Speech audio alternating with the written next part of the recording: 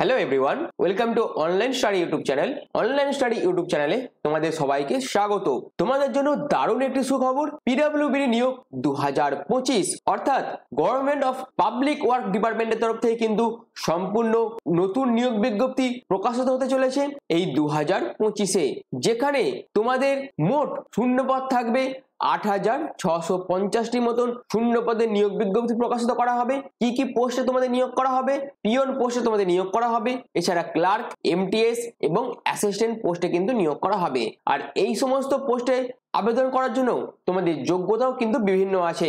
যেমন তোমরা যদি ক্লাস 8 পাস করে থাকো তাহলেও তোমরা কিছু পোস্টে আবেদন করতে পারবে, ক্লাস 10 পাস করে থাকলেও তোমরা আবেদন করতে পারবে, ক্লাস 12 এবং গ্র্যাজুয়েশন পাস করে থাকলেও তোমরা কিন্তু আবেদন করতে পারবে। যেখানে তোমাদের প্রতি মাসে 20,000 থেকে 75,300 টাকার মধ্যে কিন্তু বেতন দেওয়া হবে, আর সম্পূর্ণ পার্মানেন্ট হিসাবে তোমাদের কিন্তু নিয়োগ করা হবে। তো এই ভিডিওর মাধ্যমে পিডব্লিউডির তরফ থেকে যে নতুন নিয়োগ বিজ্ঞপ্তি প্রকাশিত করা হতে চলেছে এই 2025-এ, সেই সম্বন্ধে বিস্তারিত তথ্য নিয়ে পুরো কমপ্লিট ইনফরমেশন তোমাদের কাছে তুলে ধরবো। তো তোমরা পুরো ভিডিওটা প্রথম থেকে শেষ পর্যন্ত দেখো, পুরো কমপ্লিট ইনফরমেশন তোমরা কিন্তু এই ভিডিওর মাধ্যমে পেয়ে যাবে। যেখানে কবে থেকে আবেদন প্রসেস শুরু হচ্ছে সেটাও আমি কিন্তু এই ভিডিওর মাধ্যমে বলবো। তো তোমরা পুরো ভিডিওটা প্রথম থেকে শেষ পর্যন্ত কন্টিনিউ দেখতে থাকো। আর এই রকমই রেগুলার বিভিন্ন ধরনের আপডেট পাওয়ার জন্য অবশ্যই চ্যানেলটিকে সাবস্ক্রাইব করে পাশে থাকা বেল আইকনটা অল করে রেখে দিও। তো চলো মূল ভিডিওতে চলে যাচ্ছি।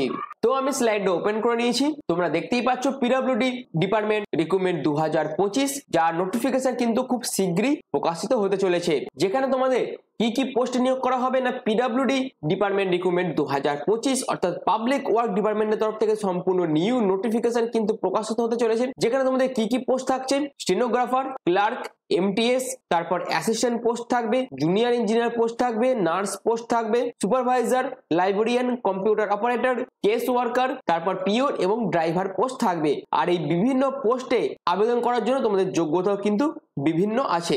যেখানে আবেদন করার জন্য তোমাদের যোগ্যতা কি প্রয়োজন পোস্ট ওয়াইজ, তুমি যদি স্টেনোগ্রাফার পোস্টে আবেদন করতে চাও সেক্ষেত্রে তুমি যদি শুধুমাত্র ক্লাস 12 পাস করে থাকো এবং তার পাশাপাশি তোমাদের যদি স্টেনের উপর যোগ্যতা থেকে থাকে তাহলেই তোমরা কিন্তু আবেদন করতে পারবে।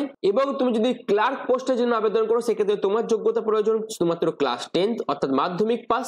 এবং তোমাদের যে ক্লার্ক কাম টাইপিস্ট যে পোস্টটা আছে সেখানে তোমাদের কিন্তু ক্লাস 12 এর পাশাপাশি টাইপিং এর উপর তোমাদের কিন্তু যোগ্যতা থাকতে হবে। এবং এমটিএস পোস্টের জন্য তোমাদের মাধ্যমিক যোগ্যতা প্রয়োজন। অ্যাসিস্ট্যান্ট পোস্টের জন্য তোমরা যদি যে কোনো বিষয়ের উপর শুধুমাত্র গ্র্যাজুয়েশন পাস করে থাকো তাহলেও তোমরা আবেদন করতে পারবে। এবার তুমি যদি যেই পোস্টের জন্য আবেদন করো সেক্ষেত্রে তোমাদের যে কোনো ইঞ্জিনিয়ারিং ডিপার্টমেন্টের উপর শুধুমাত্র পলিটেকনিক ডিপ্লোমা থাকলেই তোমরা কিন্তু আবেদন করতে পারবে। সেখানে তুমি যদি সিভিলের উপর ডিপ্লোমা করে থাকো তাহলে সিভিল ইঞ্জিনিয়ারিং যে পোস্ট থাকবে সেখানে তোমরা আবেদন করতে পারবে। এছাড়া মেকানিক্যাল পোস্ট থাকবে, এছাড়া ইলেকট্রিক্যাল পোস্ট থাকবে।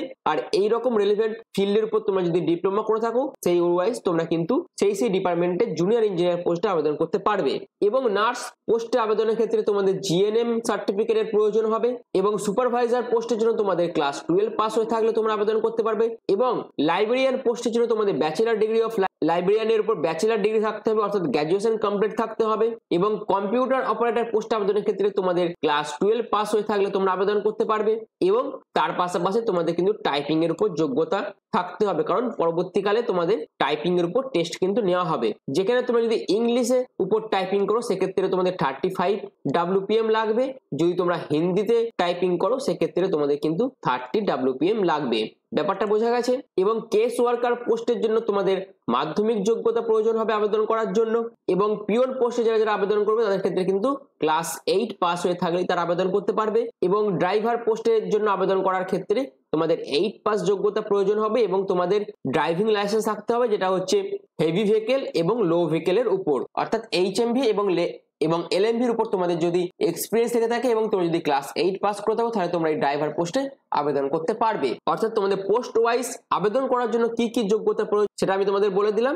যেখানে আবেদন করার জন্য তোমাদের সম্পূর্ণ কিন্তু অনলাইন মোডে আবেদন করতে হবে। কতগুলো পোস্টের জন্য নিয়োগ বিজ্ঞপ্তি প্রকাশিত করা হবে না, 8,650টি মতন শূন্য পদের কিন্তু নিয়োগ বিজ্ঞপ্তি প্রকাশিত হবে। কারা কারা আবেদন করতে পারবে?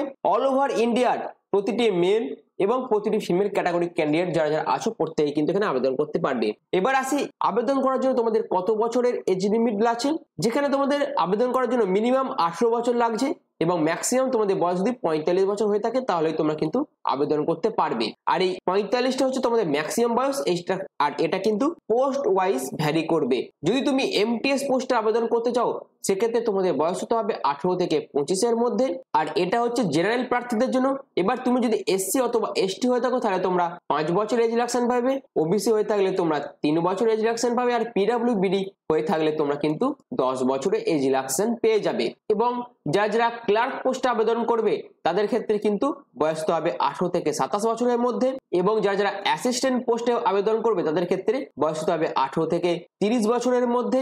অর্থাৎ তোমাদের কিন্তু পোস্ট ওয়াইজ বিভিন্ন রকমের এজ লিমিট কিন্তু থাকবে, কিন্তু আবেদন করার জন্য তোমাদের ন্যূনতম 18 বছর হতেই হবে, তবেই তোমরা আবেদন করতে পারবে। এবার তুমি যদি গ্রুপ বি ক্যাটাগরি যে পোস্টগুলো আছে সেখানে যদি তোমরা আবেদন করো সেক্ষেত্রে তোমাদের বয়সের ক্রাইটেরিয়া হচ্ছে আবেদন করার জন্য 18 থেকে 45 বছর, এবং এই সমস্ত পোস্টে আবেদন করার ক্ষেত্রে তোমাদের তখন কিন্তু এক্সপিরিয়েন্সের প্রয়োজন হবে। আর বাদবাকি সমস্ত পোস্টের জন্য কিন্তু যারা ফ্রেশার্স ক্যান্ডিডেট আছো তারা প্রত্যেকেই কিন্তু এখানে আবেদন করতে পারবে, এবং তাদের ক্ষেত্রে বয়সের ক্রাইটেরিয়াও কিন্তু বিভিন্ন থাকবে। এখানে তোমাদের সিলেকশন প্রসেস কি কি থাকবে, সবাইকার প্রথমে তোমাদের রিটেন এক্সাম হবে, তারপর তোমাদের যে সমস্ত পোস্টগুলোতে টাইপিং এর উপর যোগ্যতা চাওয়া হয়েছে অর্থাৎ স্কিল টেস্ট চাওয়া হয়েছে সেইগুলোর ক্ষেত্রে কিন্তু স্কিল টেস্ট নেওয়া হবে, ডকুমেন্ট ভেরিফিকেশন হবে তারপর, এবং ফাইনালি মেডিকেল হয়ে তোমাদের কিন্তু সিলেকশন প্রসেস কমপ্লিট করা হবে। যেমন তোমরা যদি স্টেনো পোস্টে আবেদন করতে চাও সেক্ষেত্রে তোমাদের যোগ্যতা কি লাগছে, ক্লাস 12 পাস, এবং তার পাশাপাশি তোমাদের স্টেনোর উপর যোগ্য থাকতে হবে, এবং এই স্টেনোর জন্য তোমাদের কিন্তু আলাদা করে স্কিল টেস্ট নেওয়া হবে। এবং আর কি কি পোস্টের জন্য তোমাদের স্কিল টেস্ট লাগবে, তুমি যদি কম্পিউটার অপারেটর যে পোস্ট আছে সেখানে যদি তোমরা আবেদন করো সেক্ষেত্রে তোমাদের টাইপিং এর উপর যোগ্যতা অর্থাৎ স্কিল টেস্ট নেওয়া হবে টাইপিং এর উপর। যারা ড্রাইভার পোস্টে আবেদন করবে তাদের কিন্তু ড্রাইভিং এর উপর স্কিল টেস্ট নেওয়া হবে। তো এই সমস্ত ডিপার্টমেন্টের উপর তোমাদের কিন্তু স্কিল টেস্ট থাকবে, আর বাদ বাকি ডিপার্টমেন্টের উপর স্কিল টেস্ট থাকবে না, অর্থাৎ তখন তোমাদের শুধুমাত্র রিটেন এক্সাম এবং ডকুমেন্ট ভেরিফিকেশন ইন্টারভিউ হয়ে ফাইনাল মেডিকেল হয়ে তোমাদের কিন্তু সিলেকশন প্রসেস কমপ্লিট করা হবে। এরপর তোমাদের বেতন কত টাকা থাকবে, এখানে তোমাদের স্টার্টিং বেতন থাকছে 5,200 থেকে 20,200 টাকার মধ্যে তোমরা কিন্তু বেতন পাবে, আর এটা কিন্তু সম্পূর্ণ বেসিক পে। এর উপরে তোমরা কিন্তু বাদবাকি যা অ্যালোয়েন্স থাকে সেইগুলো কিন্তু সবই পেয়ে যাবে। এখানে আবেদন করার জন্য কিন্তু কোনো রকম আবেদন মূল্য লাগছে না, কিন্তু পরবর্তীকালে যদি কিছু আপডেট আসে এই আবেদন মূল্য সম্পর্কে সেটা কিন্তু তোমাদের জানিয়ে দেওয়া হবে। এবং আবেদন করার জন্য তোমাদের এডুকেশনাল কোয়ালিফিকেশন কি প্রয়োজন, তোমরা যদি ক্লাস 8 পাস করে থাকো, যদি ক্লাস 10, ক্লাস 12 এবং তোমরা যদি গ্র্যাজুয়েশন পাস করে থাকো তাহলেও আবেদন করতে পারবে। অর্থাৎ বিভিন্ন পোস্ট ওয়াইজ কোয়ালিফিকেশন কিন্তু বিভিন্ন চাওয়া হয়েছে, যেটা আমি অলরেডি তোমাদের কাছে আলোচনা করে দিয়েছি। এবার আসে তোমাদের এখানে আবেদন প্রসেস কবে থেকে শুরু হবে। ইম্পর্টেন্ট ডেটস এর মধ্যে যেটা বলা হচ্ছে তোমাদের আবেদন প্রসেস এবং ফুল নোটিফিকেশন কিন্তু তোমাদের এপ্রিল থেকে মে 2025 এর মধ্যে কিন্তু প্রকাশিত হয়ে যাবে।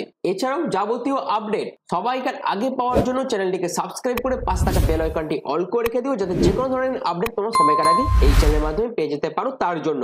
আর এরকমই আপডেট কিন্তু তোমরা রেগুলার পেতে থাকবে।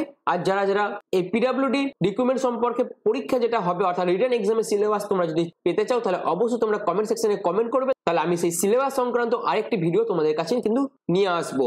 আর এরকমই গুরুত্বপূর্ণ ইনফরমেটিভ ভিডিও আরো পাওয়ার জন্য চ্যানেলটিকে সাবস্ক্রাইব করে পাশে থাকা বেল আইকনটা অল করে রেখে দিও। তো এখনের মতন এটুকুই, পুরো ভিডিওটা প্রথম থেকে শেষ পর্যন্ত দেখার জন্য তোমাদের অসংখ্য ধন্যবাদ।